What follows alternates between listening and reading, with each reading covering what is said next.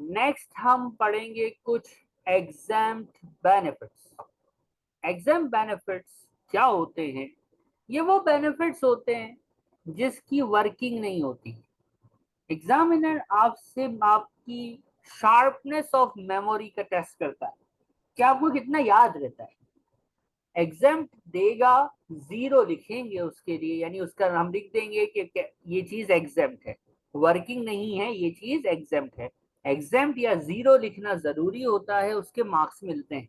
ठीक है, हम पास पेपर देखेंगे थोड़ी देर में तो आपको समझ आएगा। सबसे पहला हमारे पास है सीक्वेंस में बेनिफिट नंबर 5। हमने कार पढ़ा, फ्यूल पढ़ा, फिर हमने वैन पढ़ा, फिर हमने वैन का फ्यूल पढ़ा। अब ये पांचवा बेनिफिट है जिसका नाम है कैंटीन। बेनिफिट की डेफिनेशन तो बताओ, किसको बोलते हैं benefit? Employer they free, employ को दे एम्प्लॉयर कोई चीज फ्री, उसको कहते हैं बेनिफिट। राइट और रॉन्ग? जी। खाना, कैंटीन। यार एम्प्लॉय को भूख तो लगती होगी, बेचारे को इतनी मेहनत कराते हैं आप लोग गरीबों से। तो जब बंदा काम करता है, भूख लगती है, खाना खाना होता है, तो बाहर जाके खाना खाता है तो उसके लगते हैं पैसे। अगर ऑफिस में फ्री में खाना मिले तो कितना मजा है।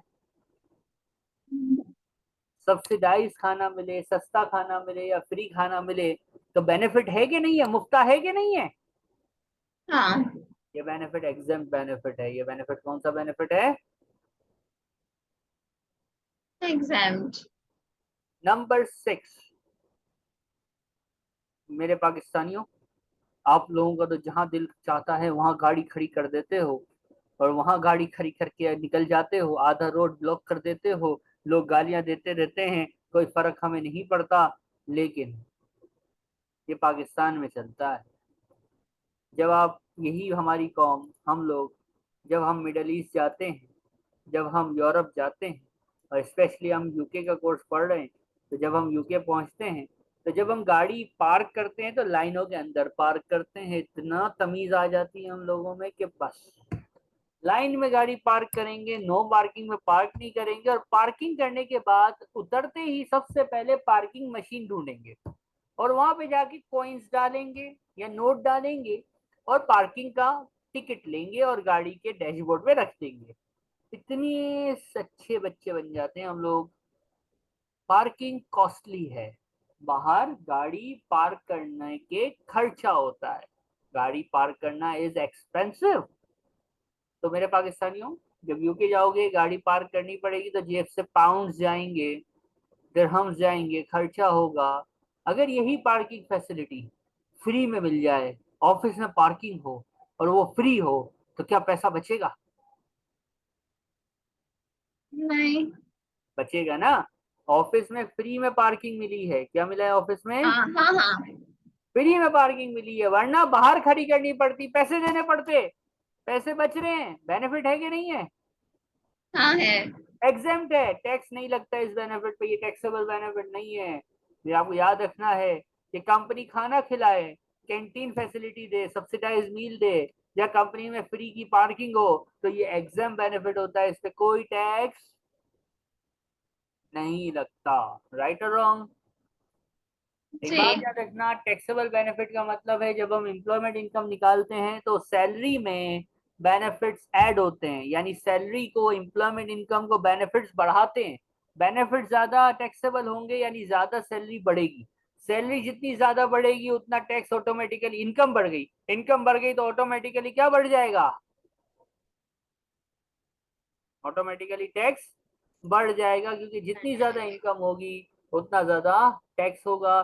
तो जितने ज्यादा टैक्सेबल बेनिफिट्स होंगे उतनी आपकी एम्प्लॉयमेंट इनकम बढ़ती चली जाएगी, और जितनी एम्प्लॉयमेंट इनकम बढ़ती चली जाएगी आपका टैक्स ऑटोमेटिकली उस रेशो से, परसेंटेज के हिसाब से बढ़ता चला जाएगा। ये भी आप देखेंगे जब आप फुल फ्लेज क्वेश्चन देखेंगे।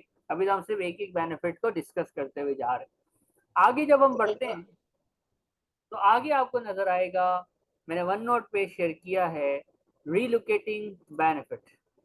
इसका मैं पूरा नाम बताता हूँ। relocating benefit paid by employer, इसका पूरा नाम है relocating benefits paid by employer। होता क्या है, आपकी जॉब थी लंदन में, कितने जॉब थी बाबा, लंदन में जॉब थी।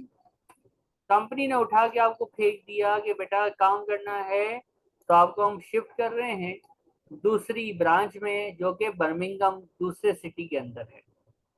तो आपने बोला ठीक है, जहां आप भेजें वहां हम चले जाएंगे, क्योंकि वरना तो जॉब जाएगी, राइट और रॉन्ग। हम्म। तो अब कंपनी ने कहा वाह, हमारा अच्छा एम्प्लॉय, हमारा अच्छा एम्प्लॉय कंपनी के लिए रिलोकेट होने के लिए तैयार हो गया, करेक्ट और रॉन्ग।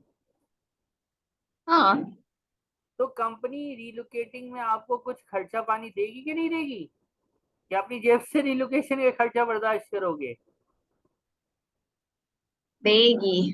देगी। तो कंपनी अगर रिलोकेशन का खर्चा पे करती है तो इसको कहते हैं रिलोकेटिंग बेनिफिट्स। क्या कहते हैं, रिलोकेटिंग। Relocating benefit। और रिलोकेटिंग बेनिफिट टैक्सेबल होते हैं। एक इसमें सीन है, वो सीन देखो जरा, हैंड आउट लिखा हुआ है। क्या लिखा हुआ है, लिखा हुआ है कि अप टू 8,000, क्या लिखा हुआ है, up Up to to 8,000। 8,000 exempt है और एक्सेस अमाउंट टैक्सेबल है। क्या लिखा हुआ है, अप टू 8,000 एग्जेम्प्ट है और एक्सेस अमाउंट टैक्सेबल है। इसका मतलब क्या हुआ, इसका मतलब ये हुआ कि अगर कंपनी ने 8,000 तक, क्या 8,000 तक रिलोकेटिंग एक्सपेंस बर्दाश्त किया है, आपके बच गए ना, वरना तो आपको खुद देने पड़ते इधर से उधर मूव होने के पैसे, कंपनी ने पे किए हैं। तो एग्जांपल अगर मैं लिखूं पहली के relocating expense paid by company या एम्प्लॉयर, ये पहली एग्जांपल में कह देता हूँ एग्जांपल वन, कि कितना पे किया कंपनी ने, अज्यूम करो 6,000 पे किए। क्या आंसर होगा आपका, ये टैक्सेबल बेनिफिट होगा, एग्जाम्प्ट हो जाएगा। Exempt। 8,000 के अंदर अंदर है सर, सीधी बात है, एग्जाम्प्ट हो जाएगा। अच्छा, एग्जाम्पल टू की बात करते हैं। अज्यूम करो कंपनी ने कितना खर्च किया आपकी खातिर, 10,000। कितना खर्च किया, 10। तो एग्जाम्प्ट कितना है, 8। तो 10 में से 8,000 निकाल लेंगे जो कि क्या है, Exempt। बचा कितना, 2।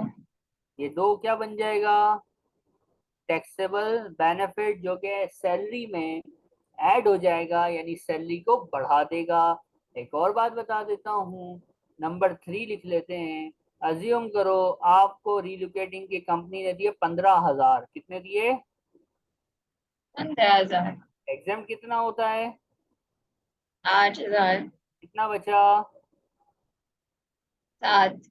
ये 7,000 टैक्सेबल बेनिफिट हो जाएगा, जो आप अपनी एनुअल सैलरी में क्या कर लोगे, ऐड कर लोगे। Add। यानी टैक्सेबल बेनिफिट जब रिलोकेटिंग आप माइनस कर लेते हो, तो जो आंसर आता है ना, जो आंसर आता है ना, उसको आप टैक्सेबल बेनिफिट बोलते हो। और वो आप अपनी एनुअल सैलरी में क्या कर लेते हो, ऐड कर लेते हो। क्या कर लेते हो, Add।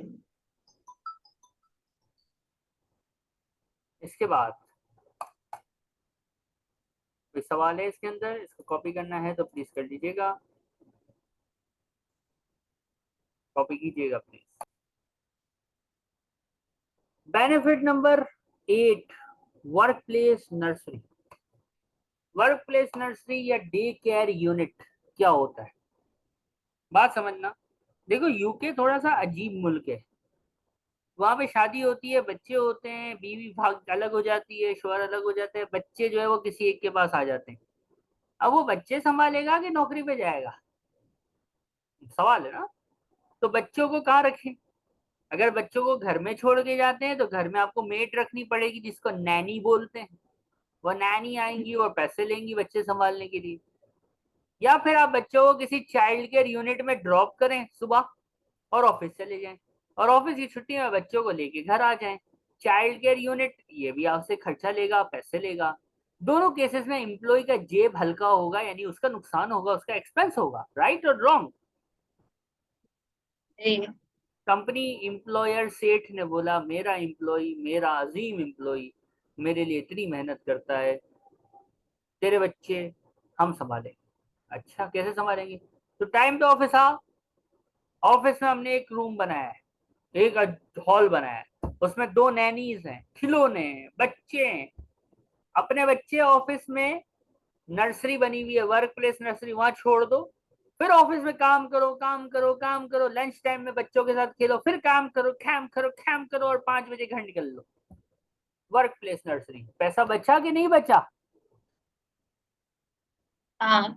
वरना बाहर किसी नैनी को रखना पड़ता, या बाहर किसी ही बच्चे छोड़ के आने पड़ते किसी और के पास, खर्चा होता। खर्चा बच रहा है, खर्चा बचना इस बेनिफिट, और टैक्स कहता है इस तरह का बेनिफिट। वर्क प्लेस नर्सरी का बेनिफिट टोटली एग्जाम्प्ट है, टोटली, इसी कोई वर्किंग नहीं करेंगे, ये एक एग्जाम बेनिफिट होता है। Any questions? सही है। फिर हमारे पास नेक्स्ट बेनिफिट आएगा, बेनिफिशियल लोन।